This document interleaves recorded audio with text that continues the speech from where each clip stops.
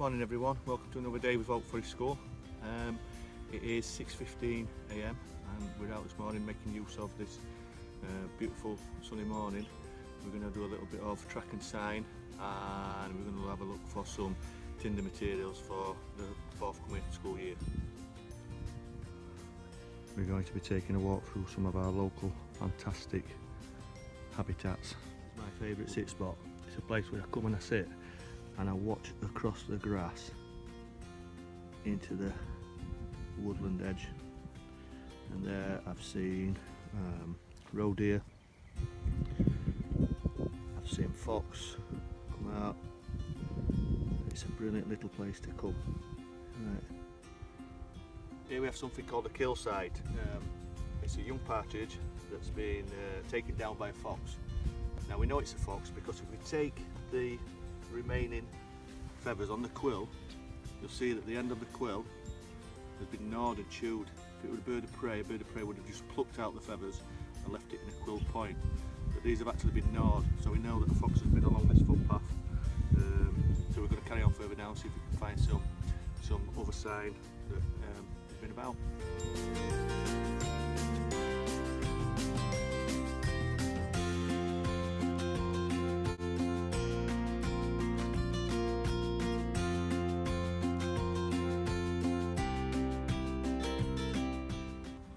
This is an example of another kill site, a wood pigeon taken down probably by a sparrowhawk, and we know it's a bird of prey. So we take a feather and look at the end of the quill. All the quills pretty much intact, they're all nice and straight as though the birds just plucked it straight out. Sometimes you can tell if you look really carefully, you might be able to see beak score marks where it's taken the quill end and pulled it out.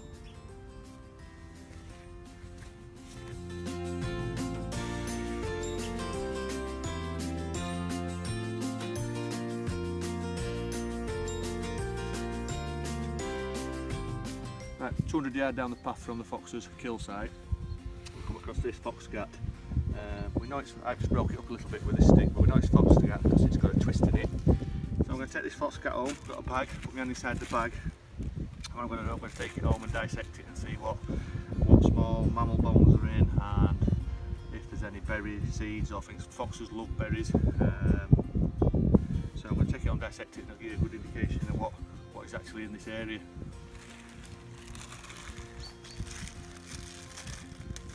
This is a footpath, and animals just like us want to go through the quickest, easiest place. This is what we call a track trap. It's a boggy area where all the animals, people walking, dog walkers, things like that, funnel into one area. It's a really good place to pick sign up.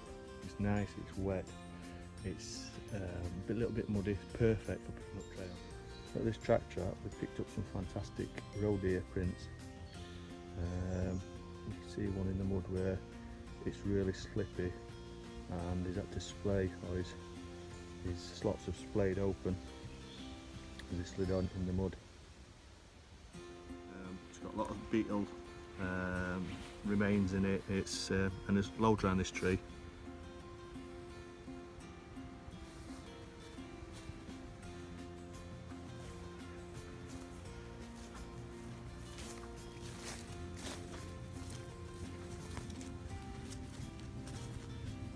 Walking down this trail, this is a fantastic trail. I walk this trail a lot because on here I found badger track, fox track, deer track.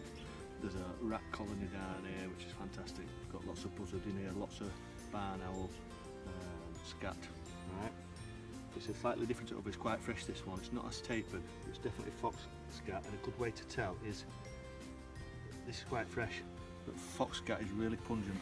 If you sniff it, it will let you know that it's been here. From where we found the last fox scat. What we've got here is a fox print. We know it's a fox print, size is perfect for it, and if we dissect it using 2 twigs we can make a perfect cross and it won't cross over any toes, and that is a perfect fox print.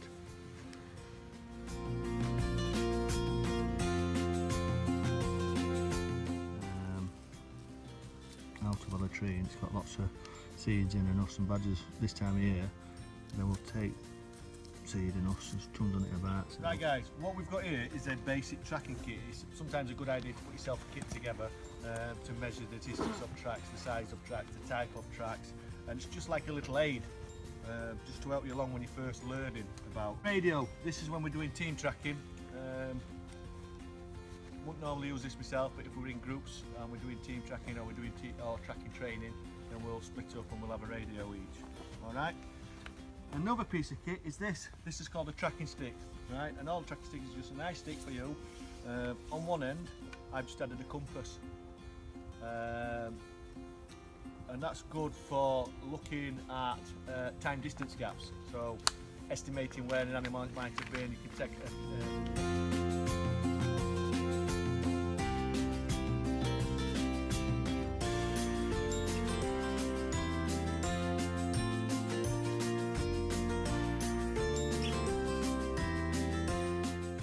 Some skills we learn, kids, is to use their observation and listening skills in all our tracking activities.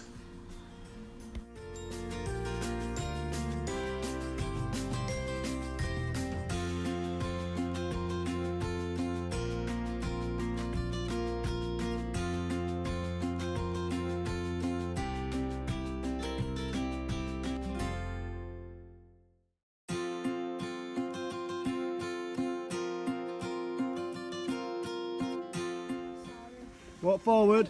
It looks like a big bear. Stand still, stand still. Right. So sit down, Harry, kneel down. Kneel down. Right, and then lay on your tummy. How difficult is that to see? And that's why animals camouflage is so important to an animal. It's either going to protect it from becoming another animal's meal, or it's going to help it to get another animal for a meal. Alright, stand up, Harry. Come closer. I bet that's it too. Right, what's the one thing that gives Harry away there? Stand still. Stand still. Stand still. Stand still.